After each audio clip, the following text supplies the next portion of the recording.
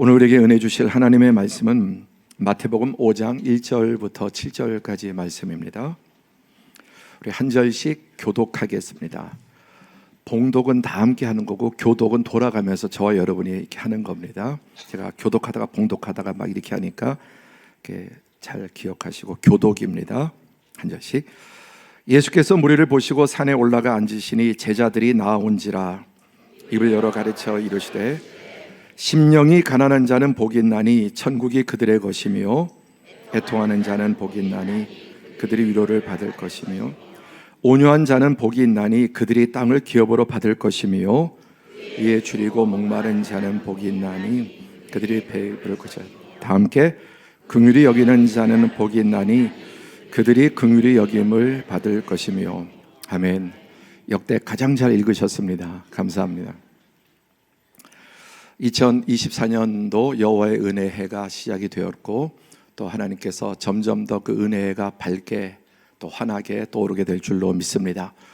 지금 우리 교회는 1만 시간 기도회를 돌파해서 15,000시간 벌써 돌파했고 3월 안에 아마 2만 시간은 넉넉히 돌파할 것 같습니다. 이제 10만 시간을 향해서 여호와의 은혜해는 기도라는 과정을 통해서 하나님께서 우리에게 또 가정에게 개인의 또 우리 교회 범사에 넘치게 될 줄로 믿습니다. 지금 교회 새벽 기도 또 금성 기도 또 안나 기도회 또 각종 기도회가 점점 더 놀랍도록 많이 모이고 있는데 참 하나님께서 큰 일을 이루실 이것이 선제적인 지표인 줄로 믿습니다. 오늘 말씀의 제목은 아비가 누구냐라는 제목입니다. 저는 기도하면서 말씀을 이렇게 묵상하고 어떤 제목을 잡아야 될 것인가. 근데 사실 본문이 좀 길면은 설교 제목을 잡기가 쉽습니다. 근데 본문이 짧을수록 오늘처럼 사실은 이제 7절이죠.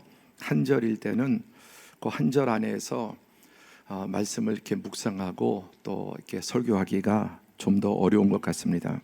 그래서 어느 때보다 기도하고 묵상하다가 어떤 제목을 잡을까 했는데 바로 오늘 제목 아비가 누구냐라는 제목이 나왔습니다.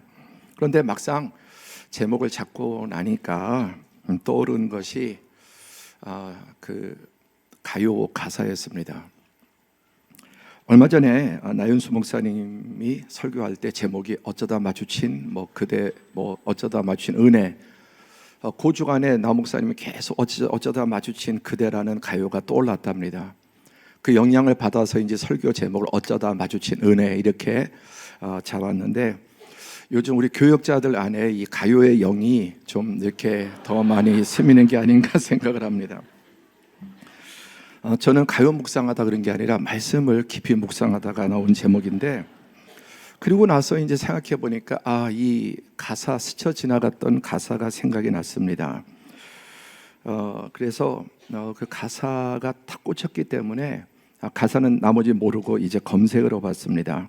그 가요가 어머니가 누구니라는 가사인데 아마 젊은 분들은 알 겁니다. 아주 대단한 히트를 친 가요였습니다. 가사를 검색해 봤더니 넌 허리가 몇이니 힙은 널 어쩌면 좋니 머리끝부터 발끝까지 눈을 떼지 못하잖니 어머니가 누구니 도대체 어떻게 너를 이렇게 키우셨니 이런 그지 같은 제목의 가사였습니다.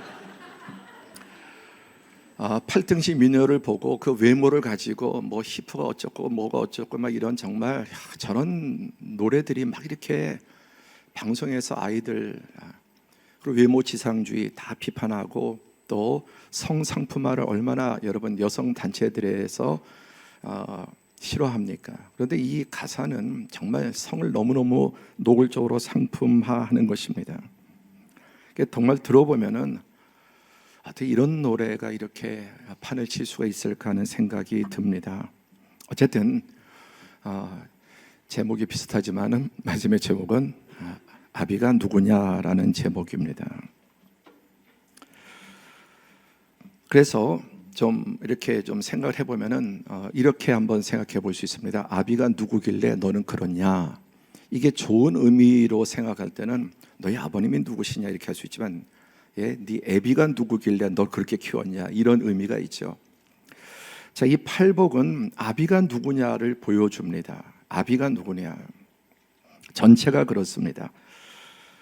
그래서 이 팔복을 보면은 세 가지 관계인데, 먼저 자기 자신에 대해서 심령이 가난하고 애통해한 사람은 마음이 깨끗해집니다. 이 가난한 심령과 애통함은 우리의 영혼을 정말 정결케 합니다. 그리고 이런 사람은 하나님에 대해서 의에 줄이고 목말라 합니다. 그뿐만 아니라 마지막 팔복의 끝이 뭐냐면 의를 위해 핍박을 받는 겁니다. 의를 위해 손해를 감수하는 겁니다. 어찌하든지 손해 안 보려고, 자존심 안 상하려고 바등바등 살았던 사람이 의를 위해서, 옳은 것을 위해서라면, 또 남을 위해서는 먼저 제가 하겠습니다 자원해서 손해를 보고 핍박을 받아도 그 핍박을 감수합니다. 감수하는 것, 육은 싫지만. 그리고 이 사람 이웃에 대해서 온유합니다. 그리고 다른 사람을 긍휼하게 여기게 됩니다. 그러니 이 사람이 가는 곳에는 언제나 화평해지죠. 가정이 화평하고, 교회가 화평하고, 직장이 화평하고. 그래서 성경은 할 수 있거든 모든 사람과 더불어 화목하게 지내라고 말씀합니다. 분쟁하지 않습니다. 이 팔복은 다 연결되어 있습니다. 그래서 그 가운데 이웃에 대해 오늘 다섯 번째 복이죠. 긍휼히 여기는 자가 됩니다. 자, 다섯 번째 복 다시 한번 읽어볼까요? 시작. 긍휼히 여기는 자는 복이 있나니 그들이 긍휼히 여김을 받을 것이요. 이 말씀을 해석을 좀 섞어서 쉽게 풀면 이렇게 해석할 수 있습니다. 오, 복되도다. 다른 사람의 약함과 죄를 볼 때 불쌍히 여기는 자들이요, 그들은 하나님께로부터 자신의 약함과 죄에 대해 불쌍히 여김을 받게 될 것이다. 다른 사람의 약함을 무시하는 시대죠. 또 잘못에 대해서 분노하고 또 화를 내고 막 분노에 겨워서 부들부들 떨기도 하죠. 다른 사람의 어떤 잘못에 대해서 뉴스를 보든지 뭐 기타 이런저런 범죄자를 보면서. 그런데 이 사람은 다른 사람의 약함과 죄를 볼 때 불쌍히 여기는 자들입니다. 왜 복된가? 그들은 하나님께로부터 자신의 약함과 죄에 대해서 불쌍히 여김을 받게 될 것이기 때문에 그렇습니다. 그럼 이 내용을 그대로 반대로 뒤집으면 어떻게 될까요? 설명할 필요가 없겠죠? 여기서 긍휼이라고 하는 단어는 성경 원어 헬라어죠. 신약은 엘레이모네스라고 하는 단어인데, 이 말의 뜻은 피부를 뚫고 가장 깊은 내면 속으로 파고 들어가서 그 속에 그렇게 할 수밖에 없는 원인, 사연, 아픔, 슬픔, 묶임, 이 묶임이란 말이 중요해요. 그 사람이 그렇게 행동할 수밖에 없는, 여러분 자녀도 남편이나 아내나 또 어떤 사람이 똑같은 일을 반복하는 이유가 뭐냐? 그렇게 할 수밖에 없는 원인이 있고 사연이 있고 아픔이 있고 트라우마라고 하죠. 슬픔이 있고 묶여 있습니다. 그래서 이런 것을 뚫고 들어가서 겉으로 드러난 현상이 아니라 그 속에 왜 그렇게 행동하는지를, 그것을 보고 불쌍히 여기는 겁니다. 근데 우리는 어떻습니까? 겉으로 드러난 결과에 흥분하고 결과에 분노하고 결과에 좋아하고 속은 어떤지도 모르고 잘. 그래서 이 긍휼이라는 단어는 신약에 지금 설명드린 것처럼 엘레이모네스라고 하는 단어지만 구약 성경에 가장 유명한 단어 중에 하나는 헤세드. 보통 하나님의 인자하심, 하나님의 자비하심, 또 긍휼. 우리 하나님을 설명하는 많은 단어들이 있습니다. 이름들이 있습니다. 우리가 이제 부처님에 대해서 말씀하면 대자대비하신, 저는 불교 신자가 아니고 잘 모르니까 많이 못 들어봤지만 보통 대자대비하신 그렇게 많이 쓰잖아요. 근데 하나님에 대한 표현은 너무 다양합니다. 그 중에도 우리 하나님에 대한 가장 선명하고 우리에게 필요한 것은 인자하신 하나님, 긍휼과 자비가 무궁하신 하나님, 헤세드입니다. 이 긍휼이라는 단어입니다. 그래서 이 긍휼과 같은 이 비슷한 단어들이 긍휼, 사랑, 자비, 관용, 이해, 동정심, 측은지심, 동병상련 이런 뜻이 됩니다. 동병상련이란 말을 아시죠? 어려운 처지에 있는 사람끼리 서로 가엾게 여기다. 특별히 같은 병을 앓고 있는 사람들이 그 상대방이 어떻게 아픈지를 안다는 겁니다. 저는 지금까지 이렇게 목회를 하면서 수많은 성도들이 아이를 낳는 것을 이렇게 들었지만은 해산의 아픔이 뭔지 모릅니다. 나본 적이 없잖아요. 그리고 앞으로도 해산의 아픔이 뭔지는 모를 겁니다. 그리고 성도들이 이런저런 질병, 또 진단, 또 투병 이런 것을 보면서 함께 기도하며 참 마음이 아프지만 그 중에 제일 제가 마음 아파하는 게 어떤 거냐? 뭘까요? 디스크입니다. 그래서 우리 교회 안에 이렇게 성도들 가운데 디스크로 앓고 있는 분을 보면 제 마음이 더 아파요. 그래서 늘 이렇게 왜? 내가 디스크를 앓고 있기 때문에. 그래서 교회 안에 이 디스크 클럽을 하나, 디스코 클럽이 아니고 디스크 클럽 교구를 하나 만들까 상당히 많거든요. 그래서 제가 교구장에도 잘할 겁니다. 네. 그러니까 그런 분들을 보면은 어떻게 얼마나 아픈지 그리고 얼마나 절망스러운지 잘 압니다. 동병상련이죠. 계속 여러분 제가 이 이미지를 보여드리고 있죠. 사람은 껍데기의 육과 그 다음에 그 안에 혼 그리고 그 가장 중요한 것에 뿌리에 영이 있습니다. 속사람, 숨은 사람. 하나님이 없는 사람 이게 있는 줄도 모르고 애써 부인하고 그냥 육이든 혼이든 여기까지만. 아까 LA 모네스란 말이 피부를 뚫고 육을 뚫고 들어가서 혼을 넘어서 가장 깊은 내면 속에 그 사람이 그렇게 행동하고 말하고 또 그런 죄를 지을 수밖에 없는 그 뿌리가 뭐냐를 보고 불쌍히 여기는 겁니다. 우리가 부부간에도 껍데기만 보잖아요. 말하는 거, 화내는 거, 왜 저러지 이해가 안 돼. 왜 그러긴? 이유가 있죠. 그 속사람의 상처, 트라우마, 뿌리 묶여있는 거 아무리 말해도 안 돼. 그리고 완벽하게 묶여서 포로된 사람이 자기 스스로 못 푸는 것처럼 스스로 못 풉니다.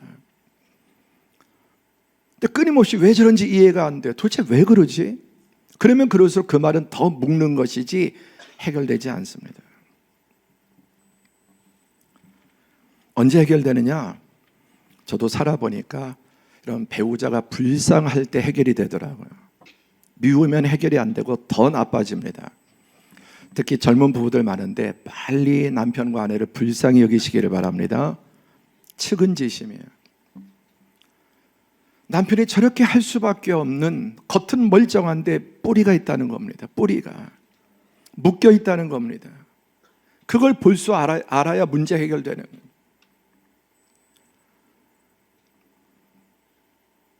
여러분 정신적으로 이상한 분이 요즘 여러 가지 정신적인 우울증 같은 게 많지 않습니까? 그런데 겉으로는 증상이 아니라 그 뿌리가 혼의 영에 있기 때문에 그것을 함께 치유해야지 겉으로 드러난 그 행동만 보고 아무리 마음을 잡으라 정신을 차려라 해도 되지 않는 게 왜?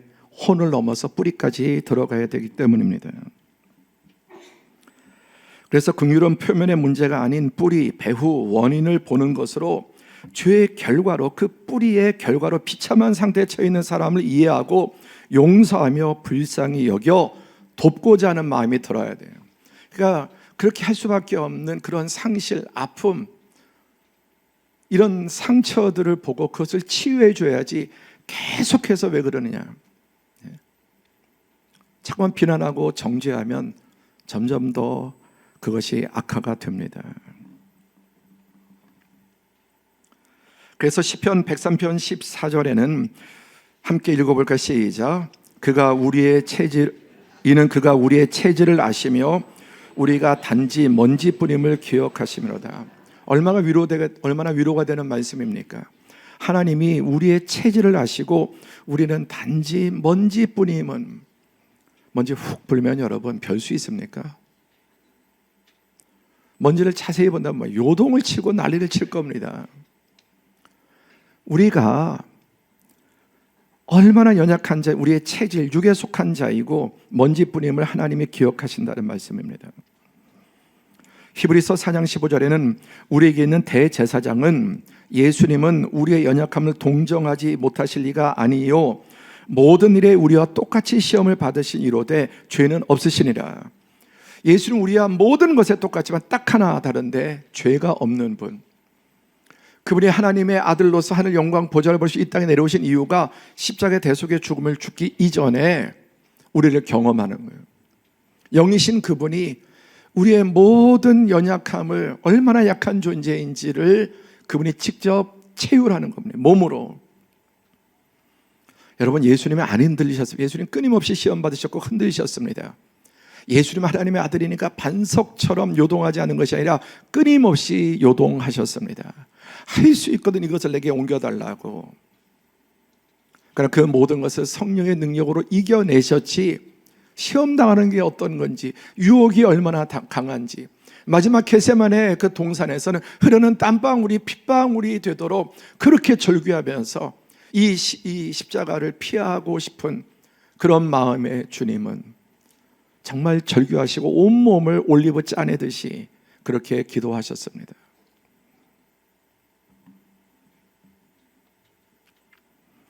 또 요한복음 11장 33절에 예수께서 그가 우는 것과 또 함께 온 유대인들이 우는 것을 보시고 심령에 비통히 여기시고 불쌍히 여기사. 성경에 예수님이 우셨다는 말씀이 3번 나옵니다. 3번만이겠습니까? 30번도 300번도, 정말 예수님은 3000번도 더 우셨을 것입니다. 기록된 게 3번이에요. 귀신 들린 자, 병든 자, 날 때부터 안진병이 된 자, 그리고 죄에 사로잡혀서 매여서 벗어나지 못하고 삭개오가 그 뽕내무나무 위에 올라가서 그 절박한 마음으로 오죽하면은 그 속을 보셨습니다. 사람들은 비웃었죠. 예수님은 뚫고 들어가서 그 삭개오가 뽕나무 위에 올라갈 수밖에 없는 절박한 그 내면을 보셨습니다. 특히 장례식에서 예수님은 비통히 여기시고 오셨는데 한편은 슬픔이고 한편은 분노입니다. 인간은 죽지 않는 존재로 지음받지만 죄로 인해서 인간의 모든 슬픔과 비참함의 끝은 죽음이죠. 그래서 인간을 이렇게 하나님의 형상대로 지음받은 인간을 타락시켜서 이렇게 고통당하게 하는 사단에 대한 분노와 거기에 신음하고 고통당하는 사람들을 보면서 우셨습니다. 우리는 하나님이 내가 죄를 짓고, 물론 우리가 잘 하나님 말씀을 순종 기뻐하시지만은 내가 죄를 짓고 하나님 멀리 떠나가 있으면 막 분노하시고 이글이글 타는 불꽃 같은 눈으로 우리를 보신다고 생각하지만 그렇지 않습니다. 비통히 여기시고 불쌍히 여기시고 그리고 기다리십니다. 지금 내가 하나님 앞에 하나님을 등지고 있을 때, 여러분, 율법의 눈은 하나님 막 이를 갈면서 두고 봐라, 그건 율법적인, 하나님은 그런 분이 아니세요. 슬퍼하시고 기다리시고 그리고 우리에게 거기서 돌이킬 수 있는 기회를 주십니다. 오늘 이 예배도 그러한 기회가 되기를 축복합니다. 아비가 누구냐? 아비가 마귀냐 하나님이냐는 것입니다. 여러분, DNA를 보면은 99.9% 딱 유전자 검사하면은 누구 자녀인지 정확하게 거의 100% 나오죠. 99.9면 100% 아닙니까? DNA 검사해 보면. 그러니까 아비가 마귀인 증거가 뭐냐? DNA 검사해 보면 된다는 거예요. 영적으로. 요한복음 8장 44절 시작. 너희는 너희 아비 마귀에게서 났으니 너희 아비의 욕심대로 너희도 행하고자 하느니라. 그 사람이 행동하는 거 보고 말하는 거 보면은 DNA가 마귀의 DNA를 받았구나 걸 알 수 있습니다. 너희 아비의 욕심대로, 탐욕과 교만과 또 여러분 미움과 이런 것들이죠. 그래서 이 사단의 DNA를 받은 사람은 육체의 일은 분명하니 음행, 더러운 것, 호색, 우상숭배, 주술, 원수 맺는 것, 분쟁, 시기, 분냄, 당짓는 것, 분열함. 지금 볼드체로 이렇게 써 있는 것들은 여러분 이게 다 긍휼과 반대되는 개념들이죠. 다 긍휼과는 관계없는 거예요. 그 다음에 이단과 투기와 술 취함과 방탕함 또 그와 같은 등등의 것들, 이게 마귀의 DNA를 받은 증거, DNA 검사 유전자의 내용들이라는 겁니다. 여러분 보십시오. 우리 안에 이런 게 다 있지 않습니까? 더 지배적이고 강한 게 있고 좀 약한 것도 있지만 이런 것들이 이타 기타 등등 이런 것들이 여러분 우리 안에 다 여러분 자신 안에서 남에게 찾을 거 없어요. 이런 요소들이. 이런 일을 하는 자들은 하나님의 나라를 유업으로 받지 못할 것이요. 여러분 하나님의 나라 땅을 기업으로 받는다는 것은 하나님의 자녀가 유업이란 말은 자식이 부모의 그 재산을 은혜로 받는 것을 말씀합니다. 마귀의 DNA 유전자를 물려받은 사람들은 하나님의 나라를 받지 못한다. 이 땅을 살면서 우상숭배, 음행, 더럽고 호색하고 점점 이런 것들이 관용하고 더 폭발하고 있지 않습니까? 세상을 보세요. 이 하나님 말씀대로 되어가고 있는지 줄어들고 있는지, 음란, 더러운 것, 호색, 우상숭배. 아까 어머니가 누구냐? 그 노래 가사들 한번 예배 끝나고 가서 검색해 보시겠습니까? 징그럽습니다. 정말 역겹습니다. 그런데 그런 걸 듣고 자라는 거예요, 아이들이. 그리고 그대로 여러분 그 DNA를 받는 겁니다. 원수 맺고 분쟁하고 시기하고 분내고 당짓고 분열하고 이단과 투기, 술 취함, 방탕함, 기타 등등 헤아릴 수 없는 이 죄악들은 사단의 유전자를 받은 사람들에게 나타나는 현상입니다. 여러분, 긍휼의 반대가 무엇일까요?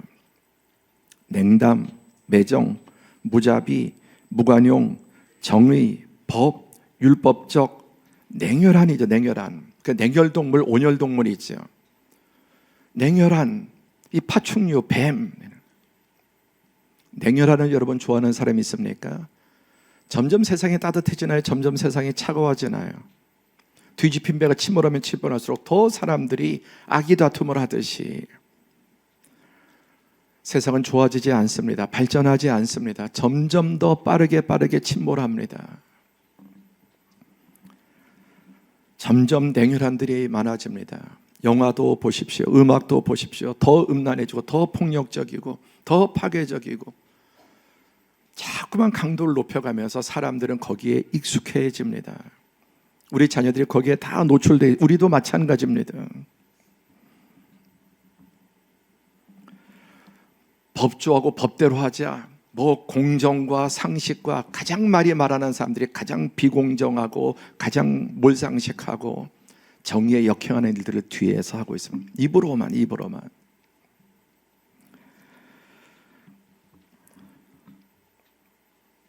여러분 자신 안에 저 어떤 성향이 강한지 한번 비교해 보시겠습니까? 나는 너무 차갑고 좀 냉정하고 보통 이성적이라 그렇게 말을 하는데 그게 정말 이성적인가? 그렇지 않습니다. 법대로 하는 거 좋아하고 무자비하고 무관용하고 정의 부르짖고, 정의 부르짖는 사람들이 여러분 정의롭지 않습니다. 그 이면에 보면은 또 다른 추악함들이 있습니다. 그러면 하나님이 아비인 증거, 하나님의 DNA를 가진 사람이 어떻습니까? 먼저 아버지가 어떤 분인가? 시편 145편 8절 9절 함께 봉독합니다. 여호와는 은혜로우시며 긍휼이 많으시며 노하기를 더디하시며 인자하심이 크시도다. 여호와께서는 모든 것을 선대하시며 그 지으신 모든 것에 긍휼을 베푸시는도다. 어떻게 할 수 있습니까? 나를 보면 알죠. 남까지 갈 거 없습니다. 나에 대해서 하나님이 어떻게 하셨는지. 세상에서 찾을 것도 없고 내 안에 성경에 가장 많이 강조하는 하나님의 성품이 은혜로우시고 긍휼이 많으시고 노하기를 더디하시고 인자하심이 크시고 여호와는 모든 것을 선대하시며 그 지으신 모든 것에 긍휼을 베푸시는도다. 만물을 불쌍히, 벌레 한 마리도 불쌍히 여기시고 식물도 불쌍히 여기시고, 그래서 하나님이 구원에 완성될 때는 여러분 우주 만물이 다 회복이 됩니다. 벌레 한 마리도 다 회복이, 다 만물이 저주 가운데 종로로 타고 있는 상황입니다.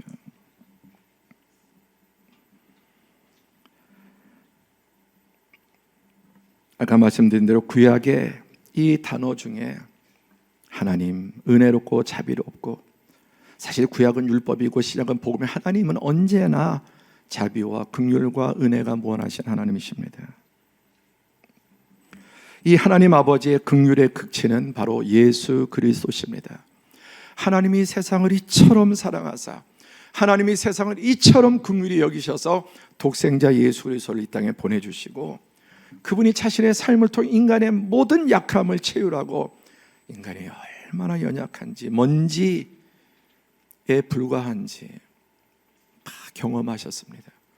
그리고 최후에 이 우리의 모든 죄를 대신해서 십자가의 대속의 죽음을 죽으신 것입니다. 우리가 믿는 예수 그리스도 하나님은 은혜와 자비와 긍휼이 무궁하신 분이십니다.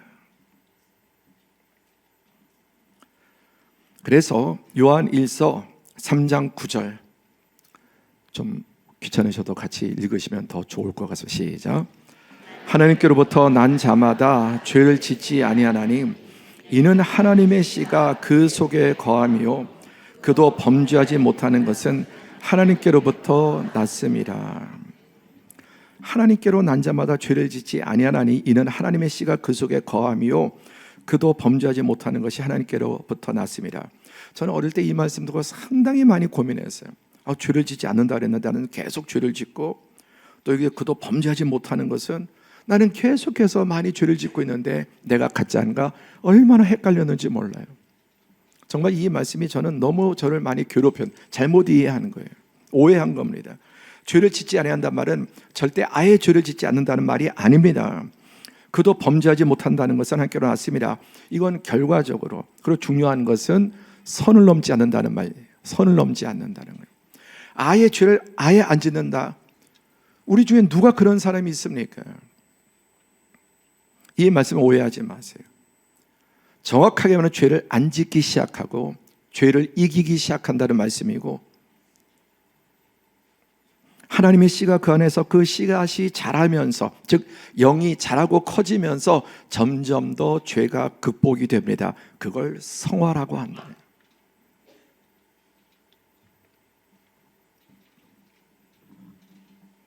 하나님의 씨가 분명히 있다고 말씀했죠.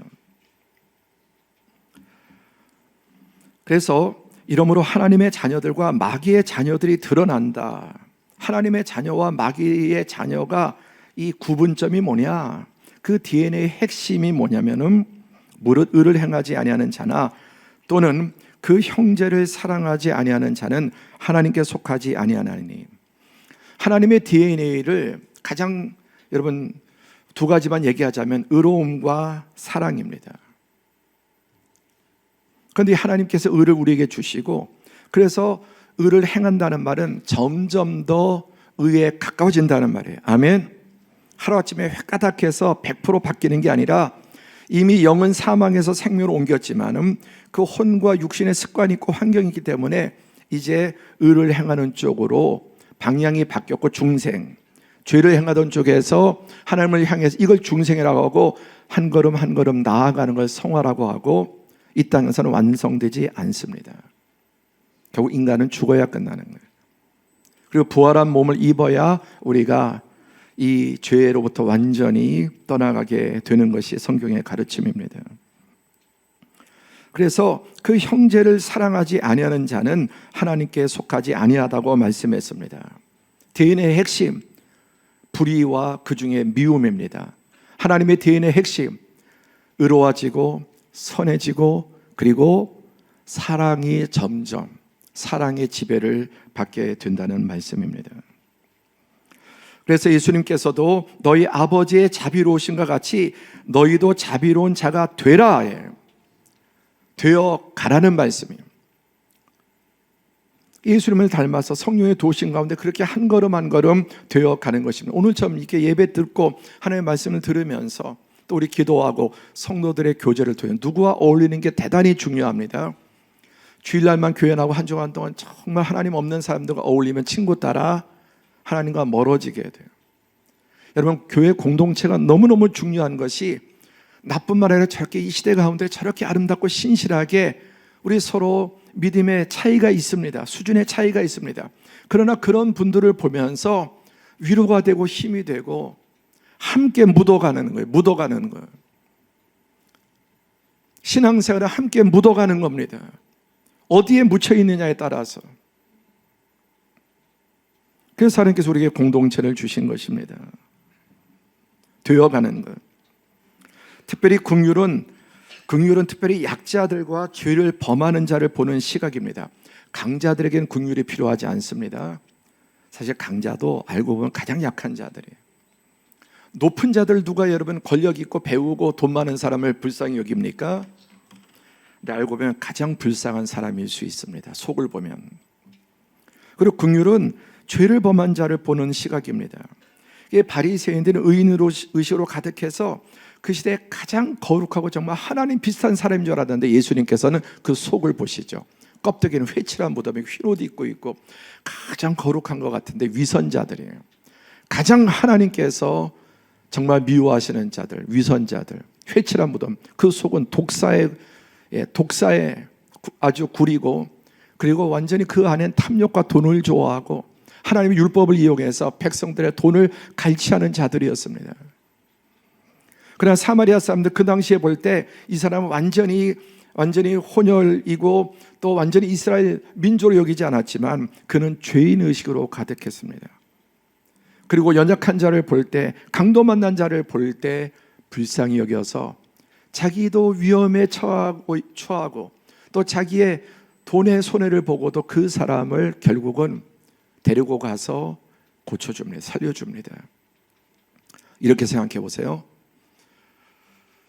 자, 이 바리새인 제사장 서기관들이 그 주변에 사람들이 있었으면 어떻게 했을까요? 보는 사람들이 있었다면 아마 제일 먼저 가서 자기가 다 해요. 근데 이때 아무도 보는 사람이 없었어요. 사람들이 있었다면 이들은 목숨을 걸고라도 이 강도 만난 사람을 구하려고 했을 겁니다. 그게 그들의 체질이니까요. 사람 앞에서 아무도 없을 때 내가 누군가가 진짜 나예요. 그러나 여러분, 사마리아 사람은 아무도 보지 않아도 그가 원래 그런 사람인 겁니다. 강도 만난 사람을 보고 불쌍히 여기는, 과부가 과부 사정을 알고 호레비가 호레비 사정을 안다고 약자가 약한 사람의 또 억울함과 이런 것들을 아는 것입니다. 여러분, 우리가 어떻게 긍휼한 사람이 될 수 있습니까? 내가 받은 긍휼을 기억해야 합니다.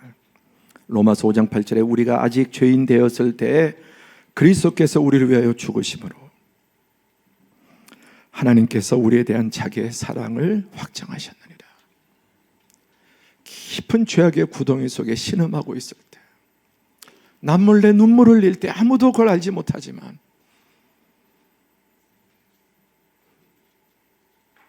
죄인 되었을 때 그리스도께서 우리 위해 죽으심을 하나님께서 우리에 대한 자기의 사랑을 확증하셨다.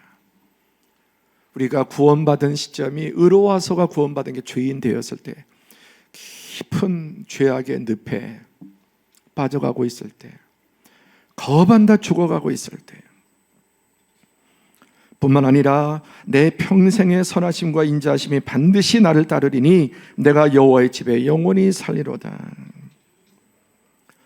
이미 구원받은 것도 하나님의 은혜로, 그리고 지금까지 살아온 것도 하나님의 은혜로, 지금 살고 있는 것도 하나님의 은혜로, 그리고 앞으로 하나님 나라 가기까지 우리는 끊임없이 은혜가 필요합니다. 은혜의 손을 놓는 순간 우리는 추락하고 죄악으로, 여러분, 어둠으로 떨어질 수밖에 없는 상황입니다. 여러분, 자신에 대해서 이제 내가 좀 더 성숙하고 좀 더 나아졌고 이제 이런 것들이 좀 극복되었겠지 생각하는 순간 추락합니다. 잡은 줄로 여기면 놓칠까 주의하라. 이제는 내가 궤도에 올랐겠지. 천만의 방심. 죽을 때까지 살얼음 판인 거예요. 은혜 아니면, 하나님 은혜의 손 놓아버리시면은 내가 가장 증오하던 그 모습이 내 모습일 수 있습니다.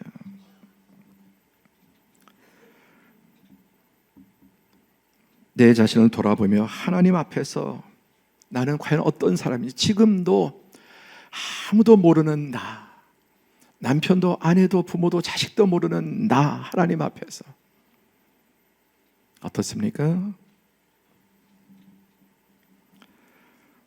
두 번째, 내가 받을 심판을 생각해야 합니다. 야고보서 2장 13절 함께 읽으시죠.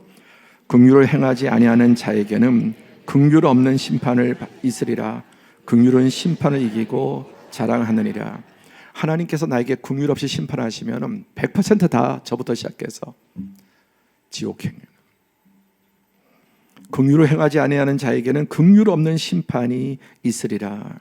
긍휼은 심판을 이기고, 내가 다른 사람 향해서 하나님이 나에게 그렇게 하셨듯이 긍휼을 베풀 때, 우리가 우리에게 죄 지은 자를 사하여 준 것처럼 나도 남의 죄를 사하여 주옵소서. 한 번도 죄사함 받은 의인이 아니라 과거에, 지금, 앞으로도 끊임없이 죄사함 받아야 될 죄인인 것을 알고 다른 사람의 죄에 대해서 그분도 계속 용서가 필요한,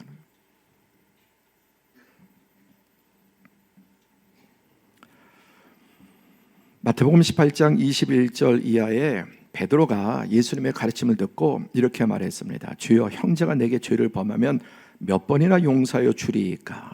그러면서 아주 호기롭게 7번 용서하면 되겠습니까? 여러분, 가족 아니고 어떤 사람은 7번 용서하는 일이 있습니까? 사업 파트너, 또 여러분 어떤 7번 용서는, 그것도 큰 잘못을 7번 안 갑니다. 우리가 많아야 3세판이에요. 대부분 이제 원아웃이에요. 그러니까 이 베드로는 지금 예수님 앞에 자기를 잘 보이려고, 자기가 관대하다는 걸 드러내려고 한 7번 용서하면 되겠습니까? 그랬더니 예수님 뭐라고 말씀하십니까? 예수께서 이르시되 내게 이르노니 7번뿐 아니라 7번을 70번까지라도 무제한. 이게 가능한 곳이 여러분 부모와 자식과의 관계예요. 그렇죠?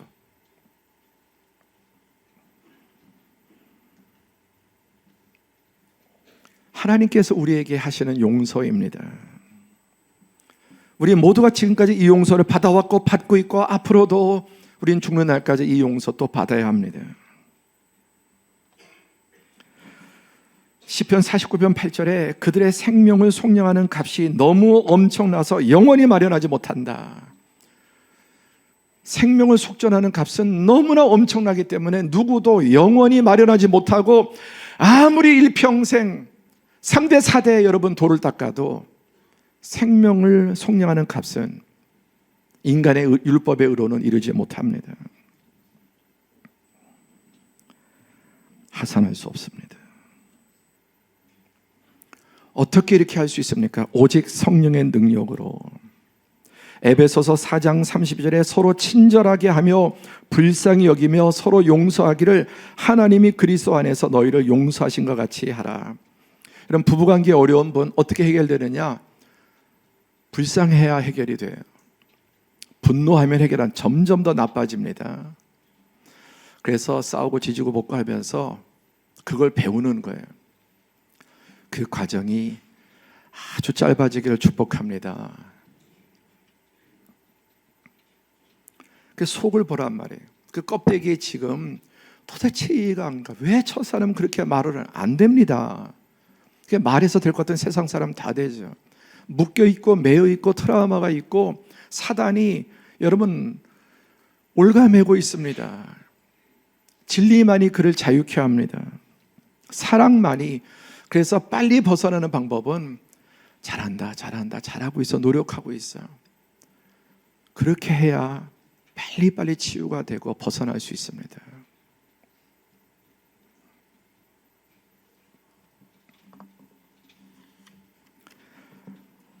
로마서 8장 14절 16절에 무릇 하나님의 영으로 인도함을 받는 사람은 곧 하나님의 아들이라. 성령이 친히 우리의 영과 더불어 우리가 하나님의 자녀인 것을 증언하시나니. 성령으로 거듭나는 것은 영이 거듭나는 겁니다. 먼저. 그래서 이게 육에 오기까지 많은 시간이 걸립니다. 너무나 그동안 육과 혼에 매여 있기 때문에, 그리고 사단의 역사가 완전히 떠난 게 아니라 아직까지 사단은 끊임없이 우리를 또 괴롭히고, 그래서 육적인 본성, 혼적인 본성이 죽을 때까지 다 없어지지 않습니다. 죽을 때까지 절대로 여러분 남편이나 아내나 자식이나 부모 다 바뀌는 법 없습니다. 하나님의 영으로 거듭나고, 그러면서 영이 자랄수록, 중요한 게 이거예요. 영이 자랄수록, 함께 영이 자랄수록.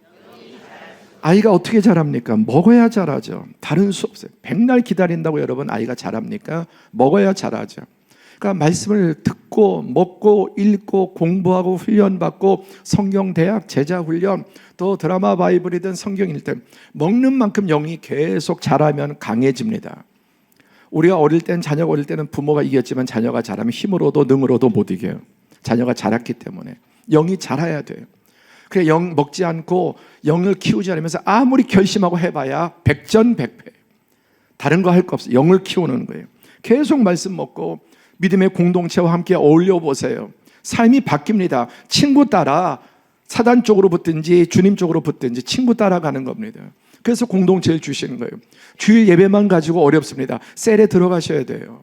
셀에 들어가면 여러분 껑충껑충 바뀝니다. 왜? 함께 저렇게 살아가는 동료들을 보면서, 믿음의 사람을 보면서, 먼저 걸어간 사람을 보면서 배우고 격려해주고 이끌어주고.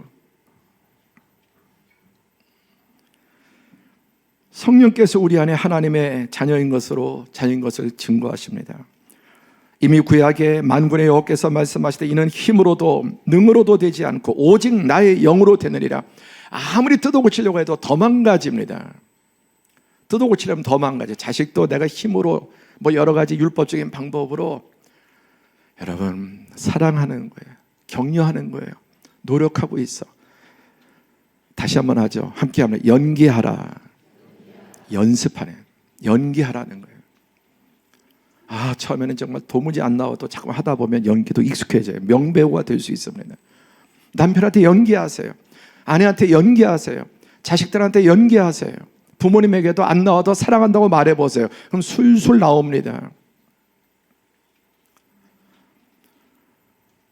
계속하면은 여러분 터져요. 그래서 계속 나옵니다. 여러분 아버님에게 돌아가시기 전에 어머님에게 사랑한다고 말해보세요. 안 하면 안 할수록 그거 말라버리고요. 연기하시라고요. 연습입니다. 그래서 우리 공동체에 모여서 연습하고 함께 그 영이 자라고, 오늘도 영이 더 자라서 하나님께 더 가까워지고 더 여러분 악을 이기게 될 줄로 믿습니다. 그래서 성령의 열매는 사랑, 희락, 화평, 오래 참음, 자비, 양성, 충성, 온유. 이게 다 긍휼과 관계되는 것이죠. 하나도 긍휼과 관계없는 게 없습니다. 그래서 이 사람은 성령으로 거듭나고 말씀과 성령으로 거듭나고 말씀으로 중생하고 자라면 이제 1년, 2년, 3년, 4년 지나면서 열매를 더 풍성히 먹게. 그래서 인내하고 자신도 서로 기다려줘야 돼요. 서두르지 마세요. 시간이 필요합니다. 변할 시간이 필요합니다. 사람 안 바뀐다고요? 사람 바뀝니다. 사람 바뀝니다. 더 악화되든지 성령의 사람으로 바뀌든지 시간이 필요합니다. 그리고 사랑과 이해가 필요합니다. 자식들 안 바뀐다고요? 바뀝니다. 부모도 바뀝니다. 글렀다, 안 글렀습니다. 계속 여러분 연습하고 연기하고 표현하세요. 치유가 되고요. 하나님께서 도와주십니다. 여러분 여기 마지막에 절제. 성령의 열매의 마지막 끝이 절제. 팔복의 마지막이 이제 의를 위해서는 핍박도 받고 손해도 감수하는 자리까지 나가게 됩니다. 절제가 뭐냐? 선을 넘지 않는 거예요. 그러니까 아예 죄를 짓지 않는 게 아니라 욱하고 옛성질이 나고 또 혼적인 그런 혈기가 나고 미움이 나고 저런 욕하고 그럴 수 있지만 선을 넘지 않아요.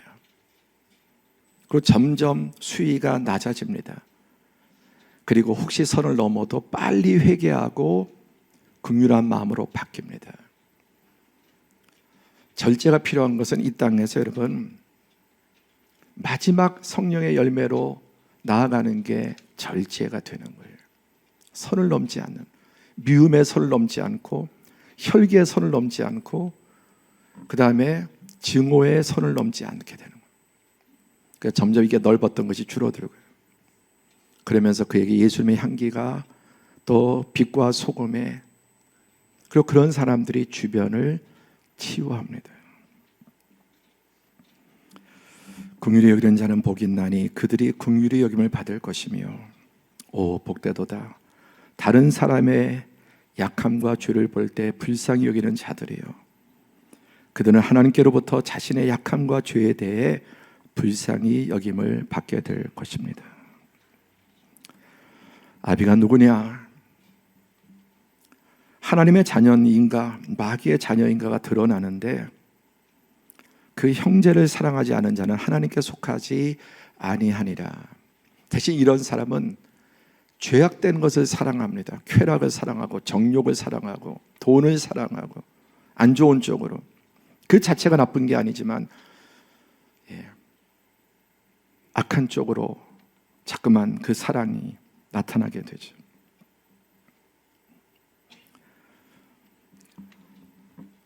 특별히 하나님의 영이 충만할 때 하나님이 고아와 과부의 아버지인 것처럼 약자와 죄를 범한 사람을 보는 시각입니다. 그래서 이제 뉴스를 보거나 세상 돌아가는 걸 보면서 분노하고 분통을 터뜨리기보다는 애통하고 기도하십시오. 분노의 선을 넘지 말고 자꾸만 줄여가요.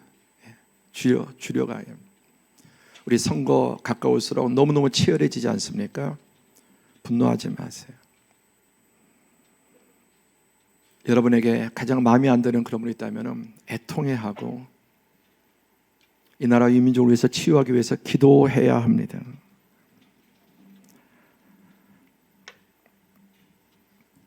로마서 12장 15절 단계 시작.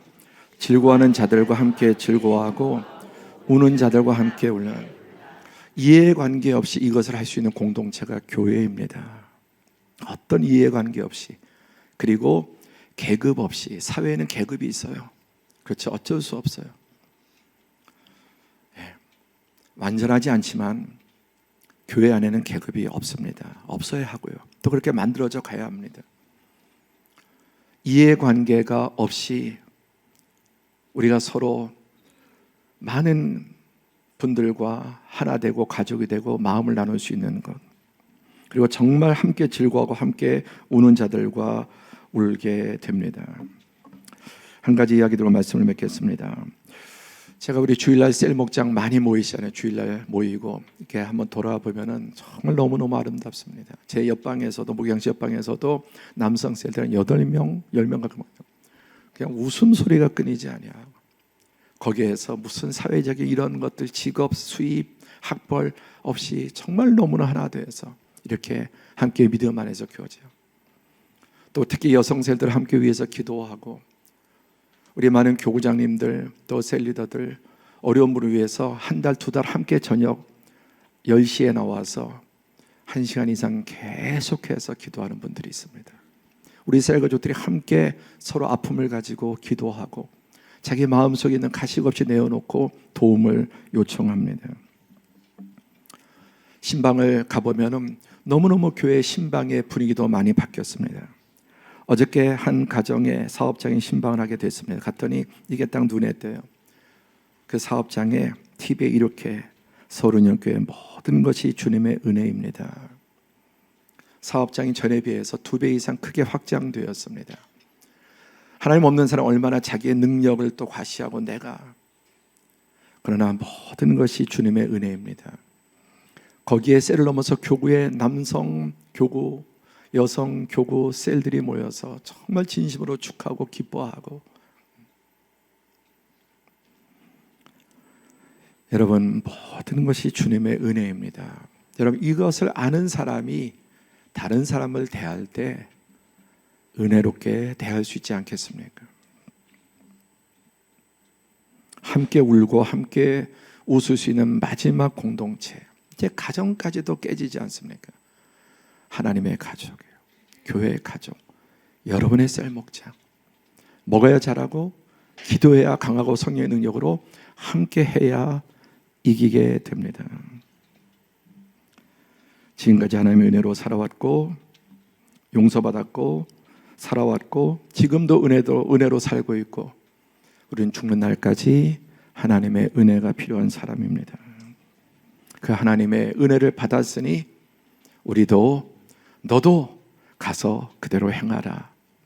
그런 힘이 없지 않습니까? 누가 몰라서 알아도 안 되고 잊어버리고.